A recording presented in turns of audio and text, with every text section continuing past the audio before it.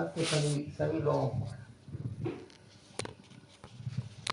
हम केवल भूले हुए हैं, सत्य सबके अंदर है और सब उसके सब उस सत्य के ही रूप है। सत्य का साथ तो है ही है। तो हम अगर उसका साथ किए रहें, साथ किए क्या रहें, साथ है उसका एहसास करते रहें कि हमें और सत्य में कोई भेद नहीं है। अब सत्संग शब्द है, सत्संग तो हो ही रहा है ही है। जब सत्य के साथ हो गए तब सत्संग है। दुनिया के साथ हो गए तो सत्संग छूट गया। दुनिया छूट गई, सत्य के अपने साथ हो गए, भीतर कोई विचार नहीं रहा तो सत्संग हो गया। तो सबसे बढ़िया सत्संग तो अकेले भी होता है। कोई सामूहिक हो ऐसी बात नहीं है। हम अकेले घर में रहते हैं और उसकी याद में डूबे हुए हैं, अपना काम कर रहे हैं, तो सत्संग हो रहा है, ये सत्संग है। लेकिन हम काम कर रहे हैं, सोच रहे हैं दुनिया की, कि वहाँ जाना है, ये करना है, वो करना है, वो लड़के का, वो लड़की का, बच्चों का, कहीं कुछ, ये सब संसार के ख्याल आ रहे हैं, काम कर रहे हैं, तो फिर वो सत्संग नहीं हुआ, वो तो सांसारिकता हुई। आप अपने सत्य से अलग हो गए उतनी देर। तो जब हम उसमें डूबे हैं, उसके ख्याल में हैं, दुनिया नहीं है मन में, तो सत्संग तो हो ही रहा है। फिर कोई अलग नहीं है सत्संग से, सत्य से अलग है ही नहीं फिर कोई। तो सबसे बढ़िया तो यही चीज़ है। अकेले नहीं होती है, इच्छा कम होती है, अकेले नहीं है, मन होता है, करते नहीं हो, नहीं करते हैं, ये आलस्य वगैरह है, ये सब चीज़ें हटाती हैं हमें ऐसे काम से। आलस्य सबसे बड़ा दुश्मन है नहीं? अरे अब आज ठंड ज़्यादा है, अब आज सवेरे नहीं उठेंगे, रजाई अच्छी लग रही, तो ये आलस है। आलस बिल्कुल नहीं होना चाहिए ध्यान पूजा करने में। आलस ने तो मार लिया आदमी को बुरी तरीके से। आलसी आदमी सबसे बेकार। इससे तो जो काम करने वाले आदमी हैं वो फिर भी ठीक है, चाहे वो दुनिया का काम करें, कुछ भी करें, लेकिन आलसी होना सबसे खराब। कि ठुलुआ मठुलुआ पड़े हैं, कुछ कर ही नहीं रहे हैं, ताकत है, सब बातें हैं, जोश है, कर सकते हैं, कुछ भी कर सकते हैं, लेकिन आलसी है। तो आलसी वाला तो न संसार में उन्नति करता है और न सत्य से उसका संबंध हो पाता है। तो आलस नहीं होना चाहिए किसी काम में। देखो हम लोग पढ़ते थे, इम्तहान की पढ़ाई, ये वो, आलस कहाँ, सवेरे उठना, टाइम से पढ़ना, तो आलस तो नहीं रहता, तभी इम्तहान में सफल होते थे। तो आलसी लोगों में किसी भी क्षेत्र में सफल नहीं हो पाते, है नहीं? आलस ना हो कतई, होश पूरा रहे, जागरूकता रहे, अंतर में अपने डूबे रहो, दुनिया के ख्याल लाएं और काम करते रहो। अंतर में डूबे रहो, दुनिया के ख्याल नहीं आएंगे तो एक मस्ती की सी हालत बनी रहेगी। मस्ती जैसे एक पैग लगा लिया हो शराब का, हालांकि पता नहीं हमें कैसा होता है। तो एक मस्ती की हालत बनी होती है, ये महंगा ठीक बता सकते हैं इसको।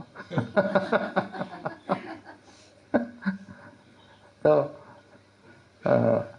उस मस्ती की हालत में करते रहो, सत्संग भी है, जो कुछ कर रहे हो वो सब पूजा है। जो करूँ सो परिक्रमा, जहाँ जाऊँ सो परिक्रमा, और जो करो सो पूजा।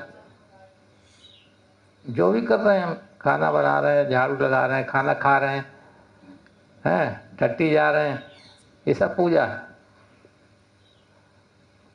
और जो चल फिर रहे हैं वो सब परिक्रमा हो रही है। तो मस्ती में हो ना, तो मस्ती माने भगवान में डूबे हुए हो। तो भगवान में डूबा हुआ व्यक्ति तो कुछ भी करे वो सब पूजा। इस सत्संग का यही परिणाम है। सत्य की याद करते हुए करते करते हम इतने लय हो जाते हैं कि फिर हम अपना होश खो देते हैं, उसी का होश रहता है। हमारा तो होश है ही नहीं, मन तो वैसे ही जड़ है, होश तो उसी का है। तो उसकी याद करते करते इतना होशपूर्ण हो जाते हैं कि अपना होश गायब हो जाता है और उसका होश आ जाता है। तो दुनिया गायब हो जाती है उस समय मन से। दुनिया रहती है, ऐसा नहीं गायब नहीं होती, लेकिन हमारा कोई ख्याल नहीं पैदा होता है उसके बारे में, कोई आकर्षण नहीं है, क्योंकि उससे ज़्यादा आकर्षण में हम पहले से ही डूबे हैं। उसमें दुनिया से कई गुना ज़्यादा आकर्षण है, लेकिन आदमी समझता है दुनिया के आकर्षण बहुत अच्छे हैं। तो उसको एक बार अनुभव हो जाए ना भगवान का आकर्षण, दुनिया का आकर्षण अपने आप छूट जाते हैं, छोड़ने नहीं पड़ते। अरे इसमें कुछ भी मजा नहीं है, इसमें क्या है, इंद्रियों के विषय हैं, उनका सुख है थोड़ा बहुत, बस और क्या है यहाँ संसार। और उसमें तो स्थायी परमानेंट आनंद में ही डूबे। जैसे हमारी सीमा आनंद स्वरूप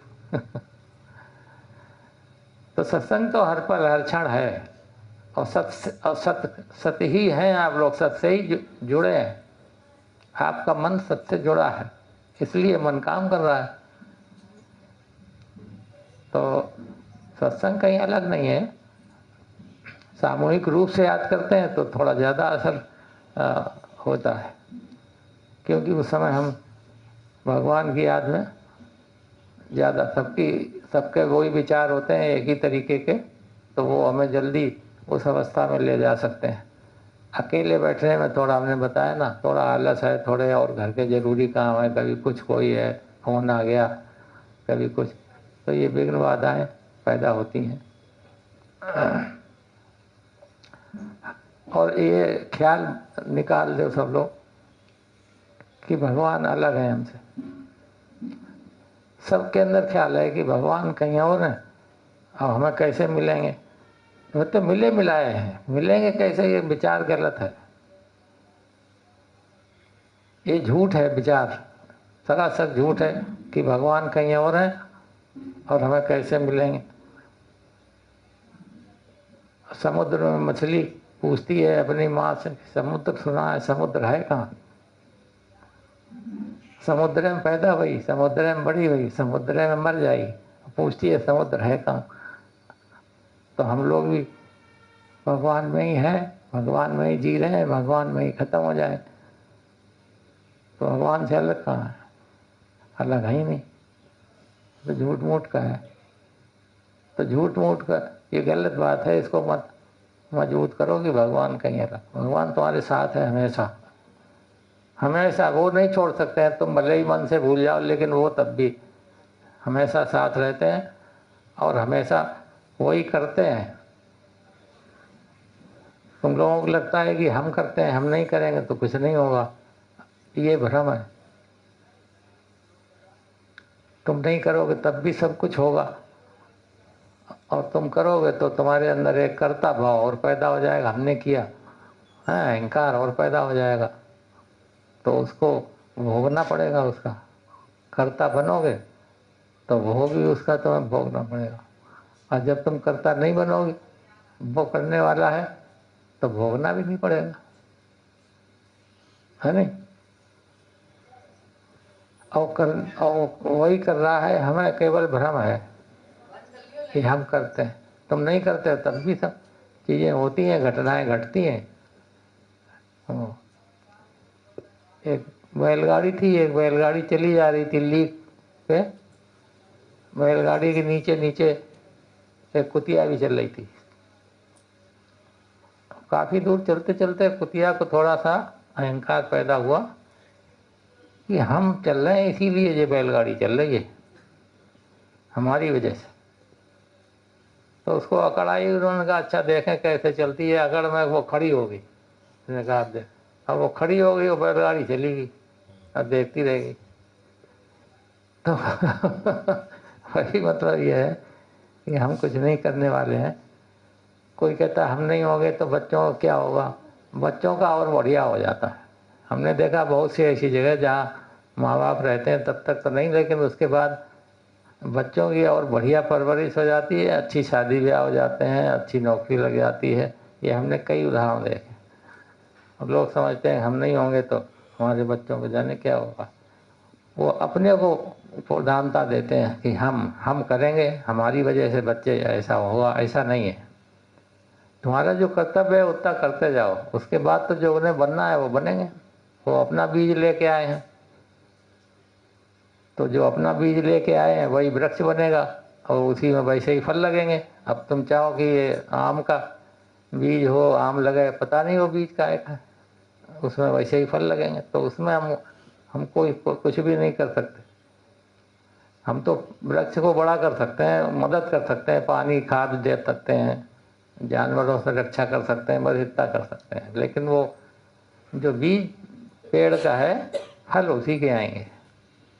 जो बच्चा बीज लेके आया है वही बनेगा। वो तो हमारे बनाने से नहीं बन जाएगा। तो जो हमारा